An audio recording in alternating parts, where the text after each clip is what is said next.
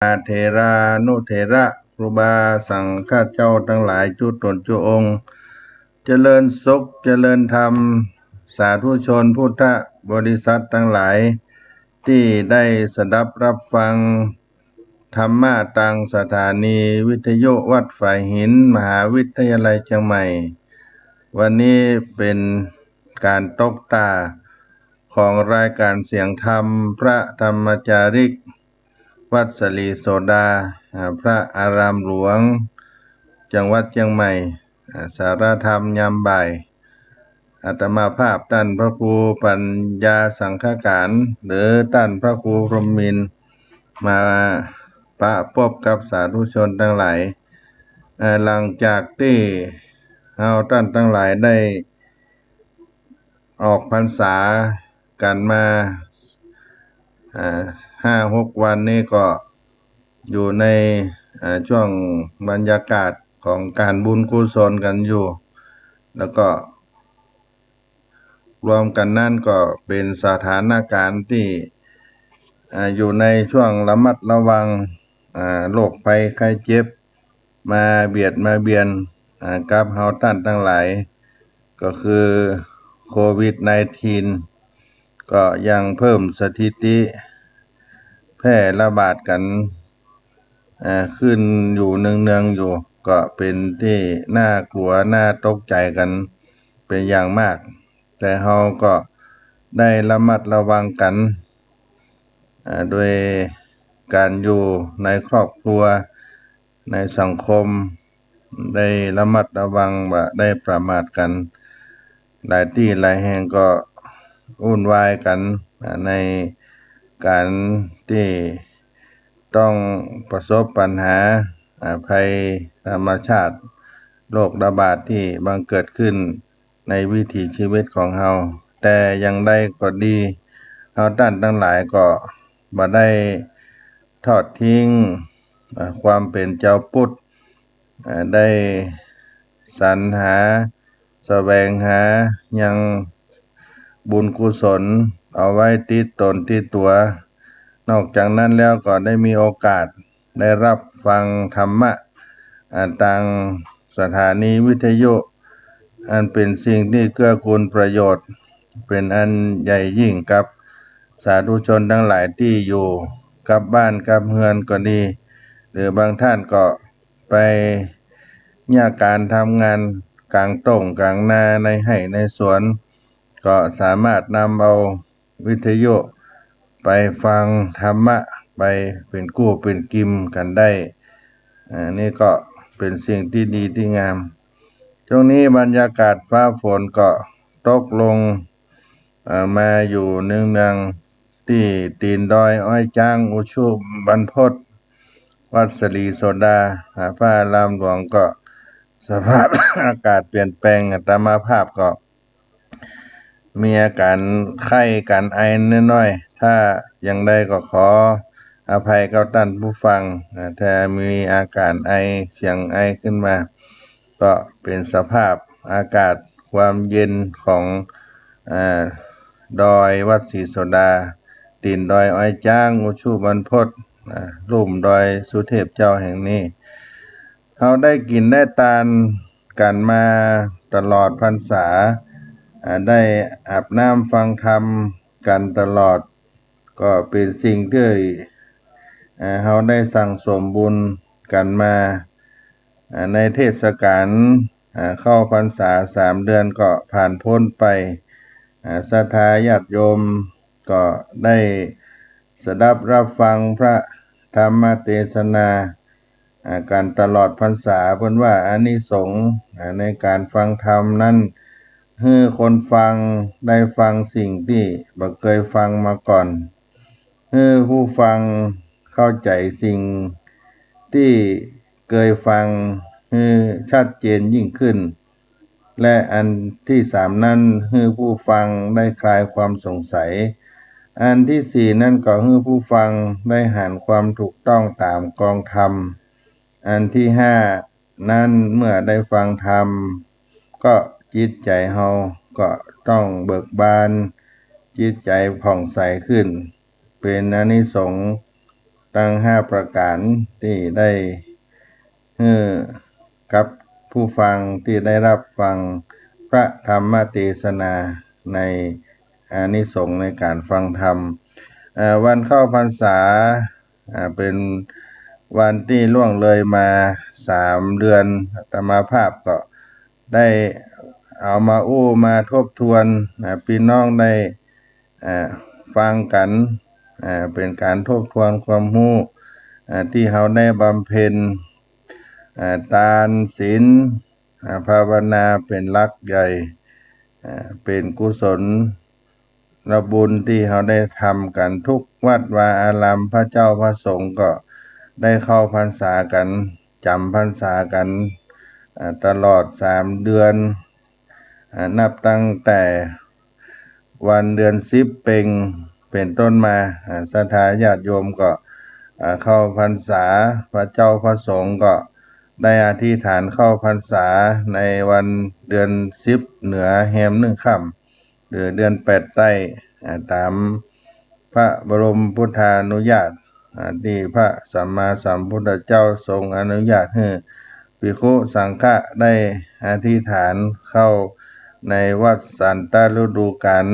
หน้าฝน3 เดือนได้ประจำสถานที่วัดวาอารามในอาวาส3 เดือนผ่านมาบ่ฮื้อไปค้างแรมที่อื่นที่ไกลนอกจากนั้นถ้าจำเป็นก็จะต้องสัตตาหะกรณียะคือเดินทางแล้วให้กลับมาภายใน7 วันการจำพรรษานี้ก็มีมาแต่ครั้งพุทธกาลแล้วที่ภิกขุสังฆสาวกะผู้สืบทอดพุทธศาสนาก็ปฏิบัติสืบกันมาก็ได้บกพร่องอย่างใดอย่างหนึ่งแม้ตั้งแต่พุทธกาลมา 2,500 กว่าปีแล้วพระพุทธบัญญัติก็ยังมั่นคงถาวรอยู่มาจนถึงปัจจุบันและเป็นที่ตั้งแห่งความเลื่อมใสตามที่ทรงบัญญัติไว้อย่างใดก็มั่นคงระยะยาวนานมาจนถึง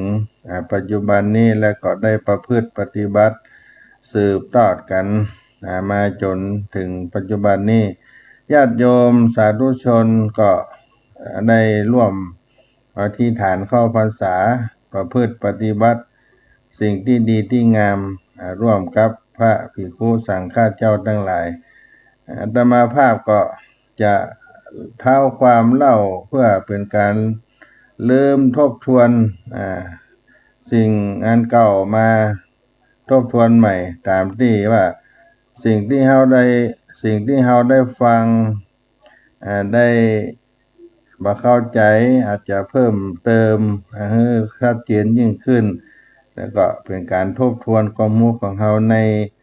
การที่พระสงฆ์ได้เข้าพรรษาตามประวัติตำนานที่ในครั้งอดีตการก็จะเอามาทบทวนให้ศรัทธาญาติโยมได้ทราบกันอีกครั้งว่าในกาลสมัยที่ล่วงแล้วผ่านมาที่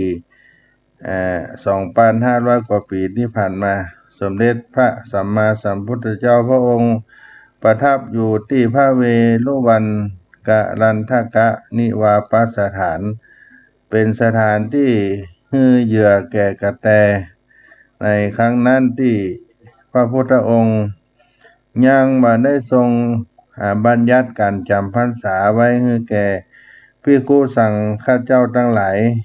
ภิกขุสังฆเจ้าทั้งหลายเหล่านั้นก็จะลีกเที่ยวไปตามที่ต่างๆทั้งในฤดูร้อนฤดูฝนฤดูหนาวไปในที่ต่างๆประชาชนชาวบ้านก็มีการที่เตือนด้วยประการต่างๆว่าสมณะสากยบุตรทั้งหลายนี้ได้ปากันเหยียบย่ำต้นข้าวที่เขียวขจีอยู่ในท้องทุ่งเหล่านั้นเบียดเบียนพืชพันธุ์ธัญญาหารต่างๆสัตว์น้อยสัตว์ใหญ่ก็ถึงแก่ความล้มตายไปก็มีแต่ส่วน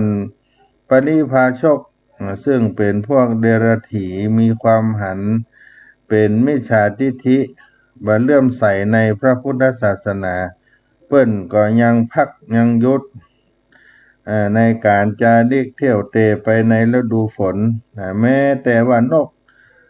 เป็นสัตว์เดรัจฉานก็ยังรู้จักทำแปลงหังไว้พักอยู่อาศัยตามต้นไม้ตลอดฤดูฝนส่วนว่าสมณะ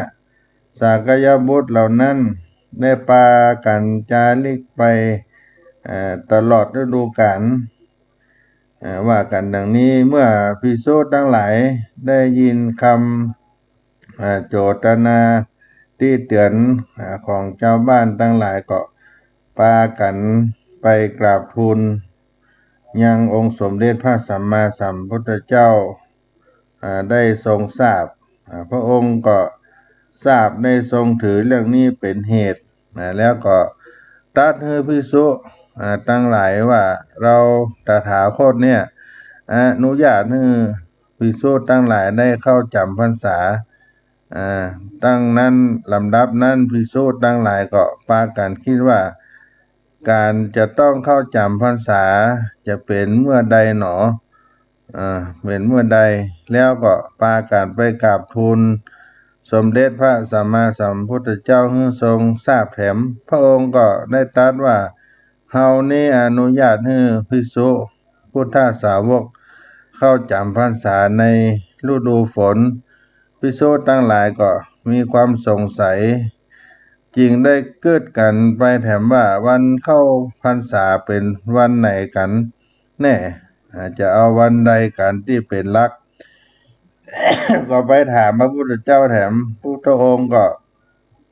ได้ทราบแล้วก็จึงได้ตรัสได้อู้กับภิกษุทั้งหลายว่า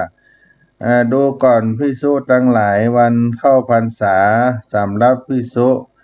ในศาสนาแห่งพระองค์นั้นในพระพุทธศาสนานั้นก็มีอยู่2 วันด้วยกันวันที่1วันเข้าพรรษาต้นวันที่2วันเข้าพรรษาหลังพรรษาต้นนั้นก็ได้แก่เดือน8แรม1ค่ำหรือว่าเดือน10เหนือลง1ค่ำดังเหนือของเฮาแล้วก็พรรษาหลังนั้นเดือน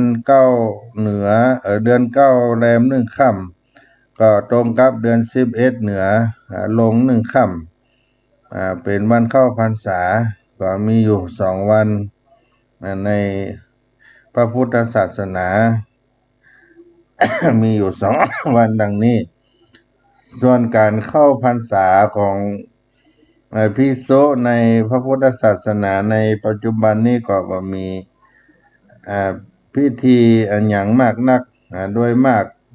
ก็จะอยู่ประจำอาวาสที่ได้อุปสมบทอยู่แต่ละที่ละแห่งนั้นๆการเข้าพรรษานั้นใน ขั้นต้นก็ทรงอนุญาตให้เตรียมน้ำฉันน้ำดื่มเอาไว้ให้พร้อมเสนาสนะได้เพี้ยวกวาดสถานที่ที่เฮาจะเข้าอยู่จำพรรษาให้สะอาดสะอ้านเรียบร้อยเตรียมน้ำฉันน้ำใจไว้ให้พร้อมอันนี้ก็เป็นการเตรียมในขั้นต้นแล้วเมื่อถึงกำหนดการที่พระบรมพุทธานุญาตให้มีการประชุมโดยพร้อมเพรียงกันในอารามนั้นๆพระภิกขุสังฆะก็มาผสมจุ่มนุมกันในอาวาสแล้วก็ได้เปล่งวาจาอธิษฐานเข้าพรรษาด้วยพร้อมเพรียงกันว่าอิมัสสมิงอาวาเสอิมังเตมาสังวัดสังอุเปมิอิมัสสมิงอาวาเสอิมังเตมาสังวัดสังอุเปมิอิมัสสมิงอาวาเสอิมังเตมาสังวัดสังอุเปมิก็แปลว่าข้าพเจ้าขอ ข้าพเจ้าจะเข้าอยู่จำพรรษา3 เดือนในอาวาสนี้การให้อธิษฐานแบบนี้เป็นมติของอัฏฐกถาจารย์ที่กำหนดขึ้นมาตามพระบรมพุทธานุญาตตอนนี้ก็เพื่อเป็นการตั้งมั่นในทางใจทางวาจาที่พระสงฆ์ได้อยู่จำพรรษาและก็ได้อยู่จำพรรษาเช่นนี้ก็เป็นการดีที่ศรัทธาญาติโยมเฮาท่านทั้งหลายก็ได้มีโอกาสได้มีโอกาสที่จะได้บำเพ็ญบุญกุศลเป็นที่นิยมของชาวพุทธของเฮามาแต่โบราณกาล ทุก วันพระวันพระน้อยพระใหญ่8 ค่ำเดือนขึ้นเดือนลง14 ค่ำ15 ค่ำก็ดีก็ปากันเอาข้าวตอกดอกไม้สำหรับกับข้าวอาหารข้าวหวานเอาไปตานขันข้าวใส่บาตรในวัดวาอารามในวันศีลวันพระที่ภิกขุสังฆะได้จำพรรษาอยู่ หรือว่าศรัทธาญาติโยมก็ได้ไปตามวัดใกล้ๆบ้านก็ดีถ้าเฮาบ่มีวัดวาอารามในหมู่บ้านศรัทธาอุปาสกอุปาสิกาบางท่านก็ถืออุโบสถศีลตลอดวัน1 คืน 1ให้เป็นการคัดกันเหลาตัดความกังวลทั้งหลายที่เกิดขึ้นในจิตในใจให้เบาบางลงจะได้เป็นอุปนิสัยต่างธรรมในอนาคตการด้วยการที่เราได้ทำเป็นกุศลและบุญชนิดก็เป็นประเพณีที่ถือกันมาแต่ในอดีตการ ทุกแห่งทุกที่ในเฉพาะภาคเหนือของเราก็ดีหรือว่าตลอดถึงทั่วทุกภาคของประเทศไทยก็นิยมถือกันประพฤติกันทำกันเป็นมาตั้งแต่อดีตการแล้วการเข้าพรรษาก็จึงว่าถือเป็นโอกาสชาวพุทธพอออกไม่ออกสาธุชนศรัทธาทั้งหลายมหาชนสาธุชนศรัทธาได้เข้าวัดเข้าวาแล้วก็มีโอกาสนำเอาลูกเอาหลานเข้าวัดเข้าวาให้เกิดความเสื่อมความเลื่อมใสศรัทธาในพระพุทธศาสนาบางคนก็ได้เอาลูกเอาหลานเอาลูกเอาเต้าเข้าบรรพชาผสมบทในพรรษาศึกษาเล่าเรียนพระธรรมพระวินัยในพระพุทธศาสนามีความประพฤติปฏิบัติที่ดีที่งามศึกษาหลักธรรมคำสอนในพระพุทธศาสนานั้นเป็นหลักธรรมคำสอนขององค์สมเด็จพระสัมมาสัมพุทธเจ้าก็เป็นประเพณีที่ดีที่งามที่บรรพชนบุพการีชนเฮาท่านทั้งหลายได้ประพฤติสืบต่อกันมาตั้งแต่โบราณกาลบางท่านก็ถือปฏิบัติงดเว้นจากอบายมุขในอบายมุขทั้งหลายซึ่งเป็นทางแห่งความเสื่อมนานาประการงดการดื่มของมึนเมาเหล่านี้เป็นต้นอยู่ในการประพฤติปฏิบัติในกองศีลกองธรรมในความเป็นเจ้าพุทธเป็นอัตตสัมมาปณิธิตั้งตนไว้ชอบละชั่วประพฤติชอบประกอบกิจที่เป็นกุศลทำกันไปตั้งแต่วันเข้าพรรษาเป็นต้นมาตลอดถึงวันออกพรรษาบางท่านก็ถือเอาไปเป็นนิจเป็นสิ่งที่ติดตัวไปบาหันกลับเข้ามาสู่อบายมุขก็ถือว่านับเป็นอุดมมงคลกับตนกับตัวคือเหตุให้ถึงความเจริญที่ดีที่งามอย่างสูงยิ่งเป็นมงคลนั้นสูงยิ่งที่พุทธภาษิตได้ตรัสในมงคลสูตรไว้ว่า อัตตะสัมมาปานิธิเอตัมมังกลมุตตมังในมังกลสูตรนั่นได้กล่าวไว้ว่าการตั้งตนว่าชอบเป็นอุดมเป็นมังกละเหตุให้ถึงความเจริญสูงสุดเป็นที่น่าอนุโมทนากับท่านที่ได้ประพฤติปฏิบัติมาตลอดพรรษาตลอด3 เดือนและก็อาจจะยึดถือไปตลอดเป็นอุดมมงคลกับชีวิตของเฮาตั้งแต่ 3 เดือนฤดูฝนที่ภิกขุสังฆะเฮาได้เข้าจำพรรษาชทาท่านทั้งหลายก็บำเพ็ญทานรักษาศีลได้ฟังธรรมมาเทศนาได้เจริญในจิตตภาวนาในด้านจิตใจได้น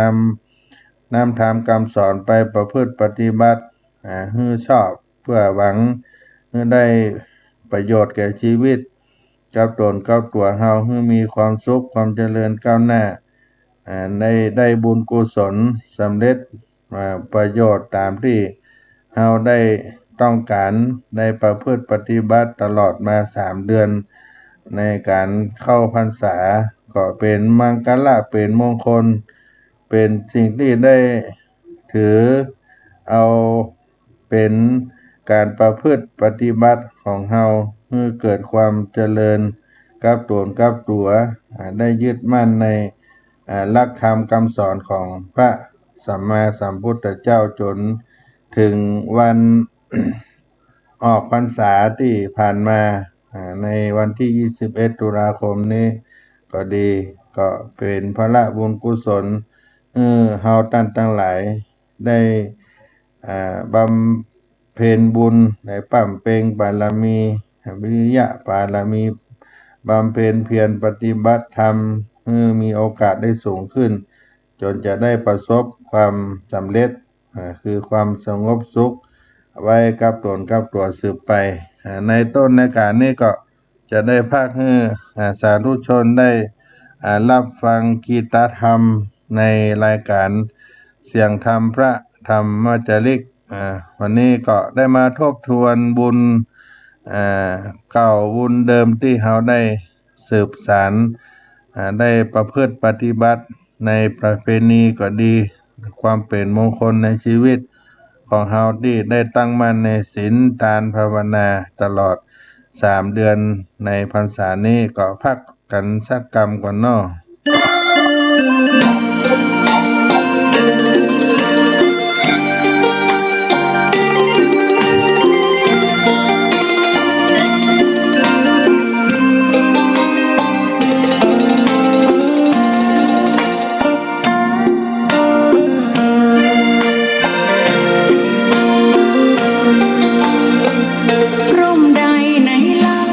จะเย็นเท่าร่มโพทองทั่วลาศรัทธายกย่องร่มของพุทธศาสนายิ่งกว่าร่มใดกันแดดไฟฝนลมนาแผ่กิ่งก้านสาขาปกคลุมประชาทุกชีวิต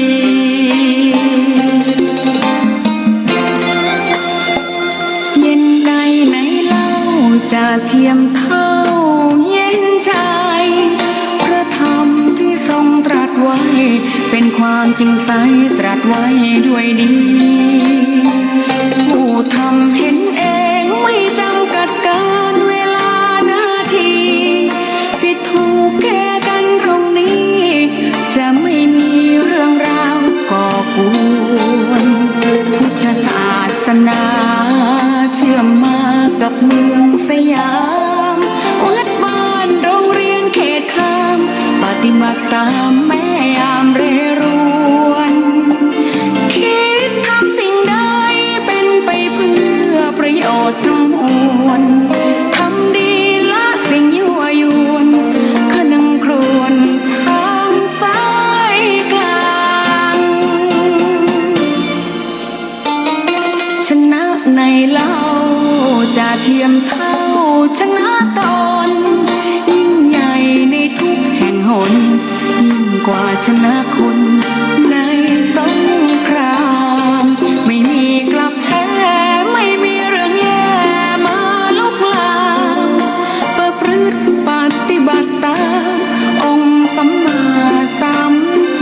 เจ้า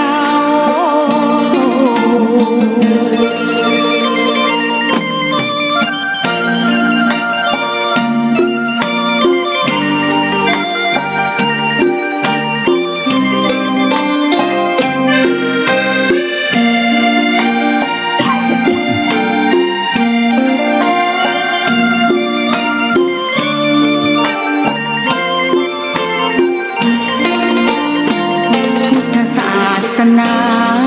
เชื่อมมากับเมืองสยามวัดบ้านโรงเรียนเขตข้ามปฏิบัติตามแม่ยามเรรวนคิดทำสิ่งใดเป็นไปเพื่อประโยชน์ทั้งมวลทำดีละสิ่งยั่วยวนขนึงครวญทางสายกลาง ชนะในเล่าจะเทียมเท่าชนะตนยิ่งใหญ่ในทุกแห่งหนยิ่งกว่าชนะคนในสงครามไม่มีกลับแพ้ไม่มีเรื่องแย่มาลุกลามประพฤติปฏิบัติตามองค์สัมมาสัมพุทธเจ้า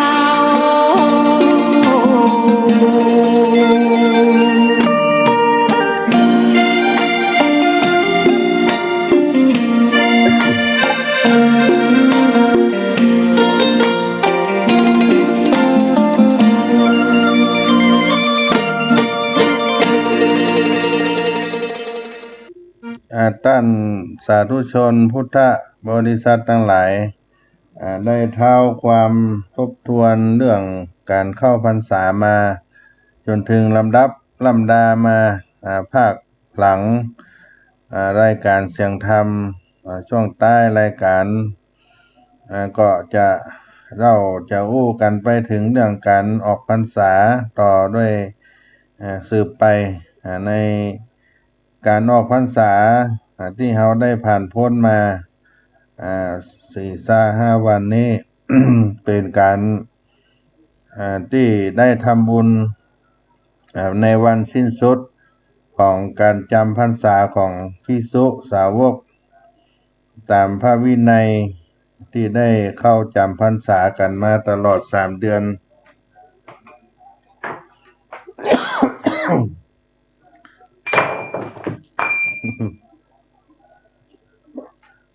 ช่วงนี้ก็อาการไอ เล็กๆน้อยๆก็สุมาภัยสถาญาติโยม ปวารณาออกพรรษาตลอด3 เดือนของภิกขุสังฆาเจ้าได้ผ่านพ้นไปเมื่อวันที่21 ตุลาคมที่ผ่านมาศรัทธาญาติโยมพุทธบริษัททั้งหลายเฮาก็ได้มาทำบุญในวันสิ้นสุดกำหนดการจำพรรษาของภิกขุสังฆเจ้าแต่ละวัดละวาในวันเดือนเกียงเป็งออก15 ค่ำญาติโยมก็ได้มากินมาทานกันหลายวัดหลายวาวันนี้พระสงฆ์องค์เจ้าเปิ้นก็จะปวารณากรรมกันงดการฟังพระปาฏิโมกข์ในวันนี้ญาติโยมปีหนึ่งก็จะได้ปวารณากรรมซึ่งกันและกันครั้งหนึ่งในวันเดือนเกียงขึ้น15 ค่ำหรือว่าเดือนเกียงออก15 ค่ำก็จะได้ปวารณาสังฆกรรมกันโดยยินยอมให้กล่าวตักเตือนกันได้ทุกกรณีบ่ต้องเก่งกันว่าเป็นผู้ใหญ่ผู้น้อยเมื่อใครมีข้อสงสัยในจิตในใจในเรื่อง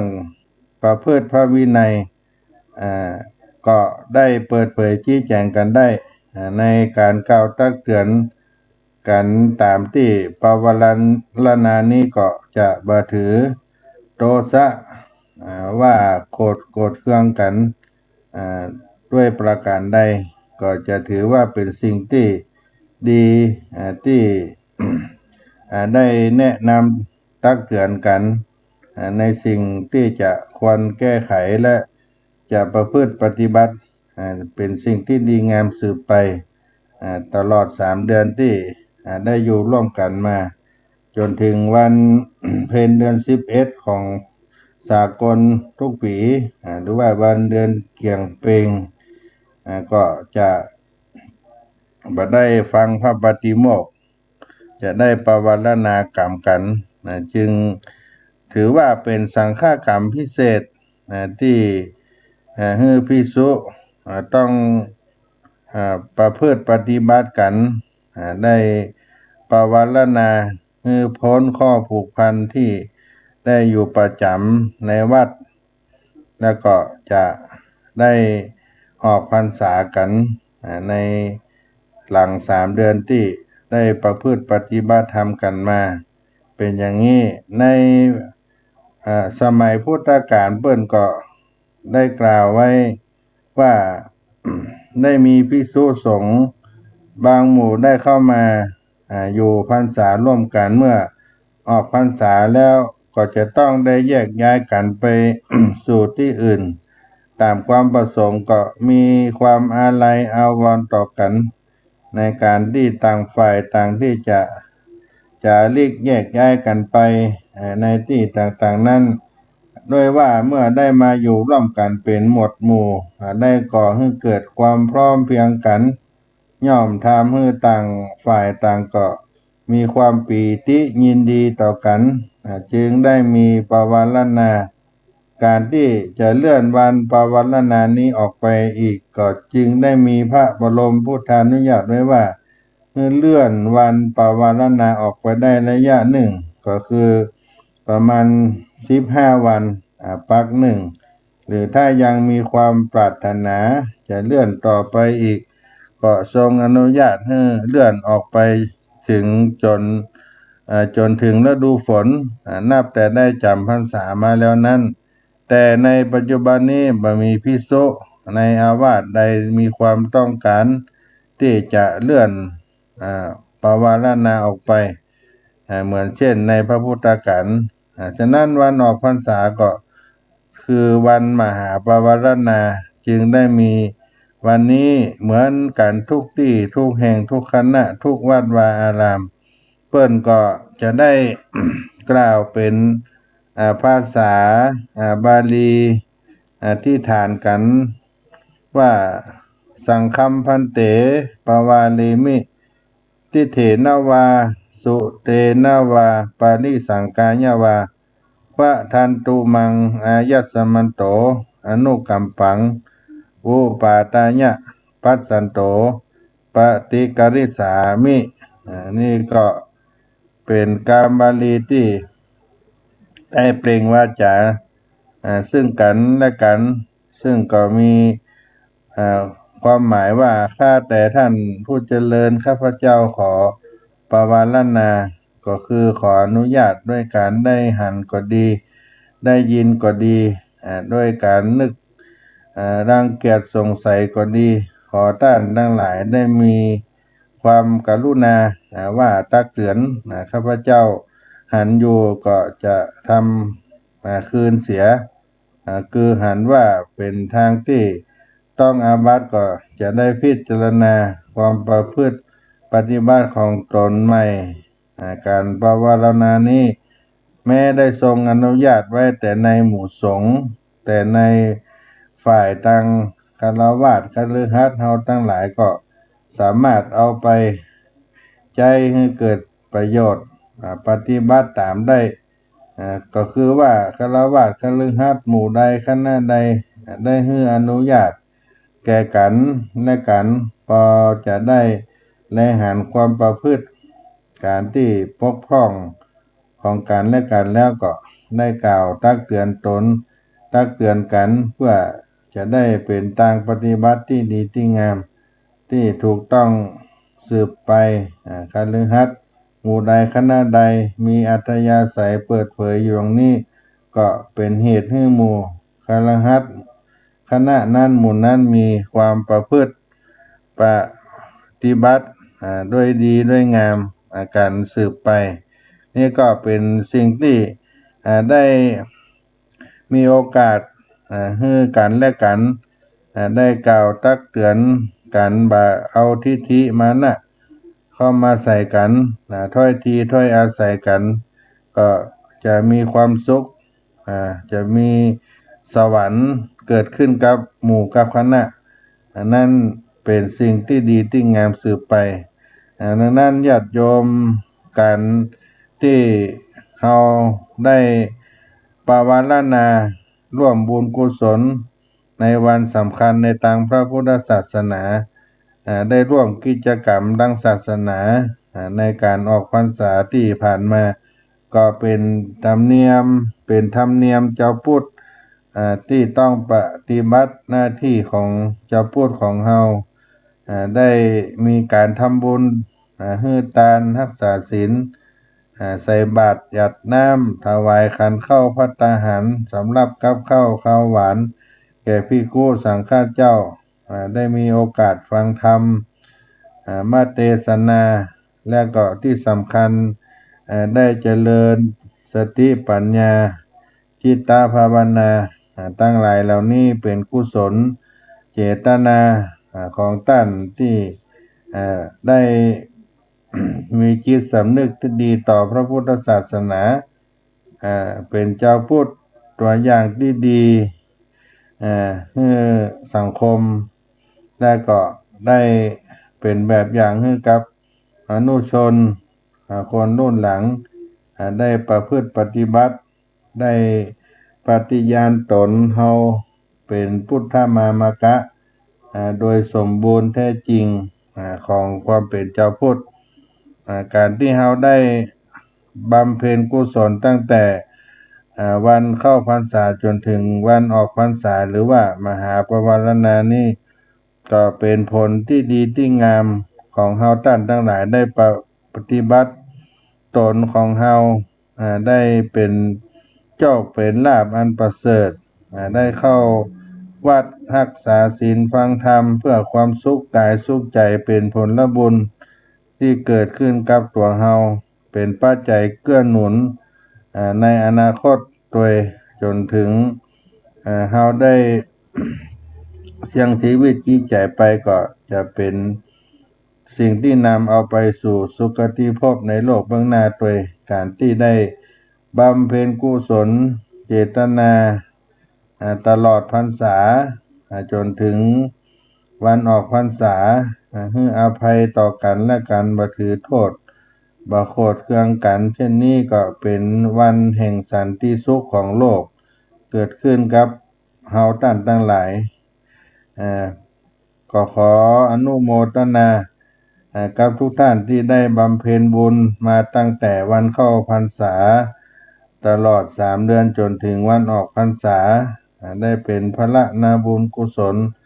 ติดตนติดตัวท่านทั้งหลายขออำนาจแห่งคุณพระศรีรัตนตรัยคุณพระพุทธพระธรรมพระสงฆ์จงได้ปกปักรักษาทุกท่านทุกคนที่ได้บำเพ็ญบุญมาตลอด3 เดือนได้เป็นปัจจัยญาบุญกุศลกับท่านทั้งหลายได้ปราศจากทุกโศกโรคภัยจะได้ เจ็บไข้ได้ป่วยให้มีความเจริญด้วยอายุวันนะสุขภละปฏิภาณธนาสารสมบัติท่านมีความประสงค์สิ่งใดก็ขอให้ได้บุญได้กุศลกันตลอดที่ได้บำเพ็ญเพียรทานะบารมีศีลบารมีภาวนาบุญกุศลตลอด3 เดือนในปีพุทธศักราช2564นี้ในการที่ได้สั่งสมบุญก็เป็นหลักการทำบุญที่เฮาได้ทำเพราะว่า เจ้าพุทธของเฮาโดยเฉพาะทางเหนือนี้ก็ ก็เป็นคนที่มีจิตใจที่งดงามฮู้จักกินฮู้จักทานฮู้จักเอื้อเฟื้อเผื่อแผ่เป็นสิ่งที่แสดงออกในด้านจิตใจของเฮาออกมาให้เกิดผลละบุญกับตนกับตัวเฮาและเป็นสิ่งที่จะติดตนติดตัวของเฮาไปในเรื่องของบุญกินบุญทานกับพี่น้องศรัทธาสาธุชนทั้งหลายตรงนี้ก็พักกันสักกรรมก่อนเนาะได้รับฟังคีตธรรมในรายการเสียงธรรมพระธรรมจาริกก่อนที่จะหมดท้ายรายการในวันนี้ก่อนเนาะ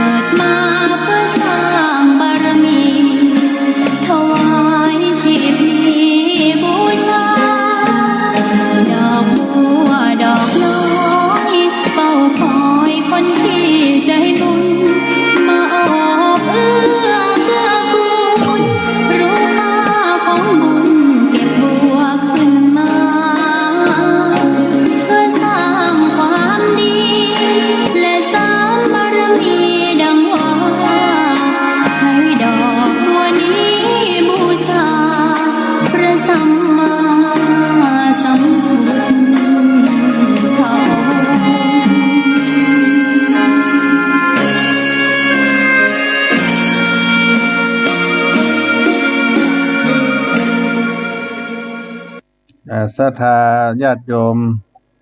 สาธุชนคนดีทั้งหลายก็มาถึงช่วงใต้รายการเสียงธรรมพระธรรมจาริกวัดศรีโสดาพระอารามหลวงโดยอาตมาภาพท่านพระครูปัญญาสังฆการได้มาดำเนินรายการถ้ามีเสียงวัดเสียงไอก็ขอสุมาอภัยกับท่านผู้ฟังทั้งหลายโดยอาจจะบ่สุภาพเรียบร้อยมันเป็นบรรยากาศเย็นอากาศหนาวร้อนที่อุชุบันพดวัดศรีโสดาช่วงนี้เป็นฟ้าเป็นฝนก็เปลี่ยนอากาศแต่ก็บ่เป็นอย่างนักเท่าใดแต่ถ้ามีอาการหวัดไอเกิดขึ้นก็ขออภัยไว้ที่นี่ด้วยมาถึงใต้รายการจากที่เฮาท่านทั้งหลายได้ออกพรรษามาก็มีความสำคัญแถมอย่างหนึ่งก็คือวันพระเจ้าเปิดโลกหลังจากที่ออกพรรษามาที่องค์สมเด็จพระสัมมาสัมพุทธเจ้าพระองค์ได้เสด็จขึ้นไปจำพรรษาอยู่ในตาวาติงสาเทวโลกจันดาวดึงส์ทวนไตรมาส3 เดือนพระองค์ทรงแสดงอภิธรรมมาเทศนาไปโปรดพุทธมารดาในเทวโลกนั้น3 เดือนเมื่อถึงวันมหาปวารณา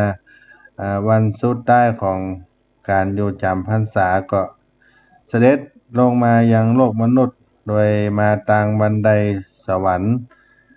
ที่ประตูเมืองสังกัสสานครในแคว้นปัญจาละที่ประเทศอินเดียตั้งอยู่ในกรุงสาวัตถีเป็นวันที่เสด็จลงมาจากเทวโลกเขาก็เรียกกันว่าวันเทโวโลหันะตรงกับวันเดือน11แรม1 ค่ำหรือวันเดือนเกียงแรม1 ค่ำในวันรุ่งขึ้นหลังจากออกพรรษาที่เจ้าพูดเฮาท่านทั้งหลายก็มีการทำบุญตักบาตรเทโวโลหันะกันเป็นการเฉลิมฉลองต้อนรับองค์สมเด็จพระสัมมาสัมพุทธเจ้าเสด็จลงมาจากเทวโลกได้ใส่บาตรแล้วก็วันนั้นทั้ง3 โลกก็ได้ฮู้ได้หันกันโดยอธิษฐานจิตอธิษฐานใจเป็นวันเปิดโลกมนุษย์สวรรค์ยมโลกก็หันกันหมดด้วยบุญบารมีที่ได้ใส่บาตรในวันเทโวโลหันะที่เป็นประวัติการในพระพุทธศาสนาในอดีตแล้วก็เฮาก็ถือนิยมกันทำบุญตักบาตรเป็นการถวายการต้อนรับเฉลิมฉลองการเสด็จขององค์สมเด็จพระสัมมาสัมพุทธเจ้าลงมาจากเทวโลกลงสู่เมืองมนุษย์ในสังกัสสนครกรุงสาวัตถีประเทศอินเดียก็เป็นสิ่งที่ได้เอามาทบทวนเล่าสู่กันฟังในสาระธรรมยามบ่ายวันนี้เสียงธรรมพระธรรมจาริกวัดศรีโสดาธรรมภาพก็ขออานิสงส์บุญกินบุญทานจงปกปักรักษาพ่อแม่พี่น้องได้อยู่เย็นเป็นสุขกันทั่วหน้าก็จะขอล่ำลารายการในภาคบ่ายไว้เพียงเท่านี้ก่อนขอให้ทุกท่านได้อยู่เย็นเป็นสุขคิดสิ่งใดขอให้สมความมุ่งมั่นปรารถนาด้วยเตชะบุญได้ปั้มเปงมาตลอด3 เดือนในพรรษาปีพุทธศักราช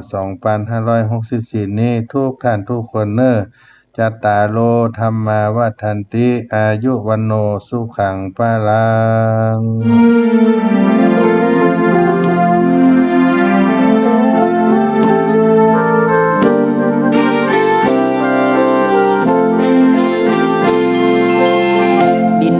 ถิ่นดงธุรกันดารมีนามเรียกขานของสิทธิพระตถาคต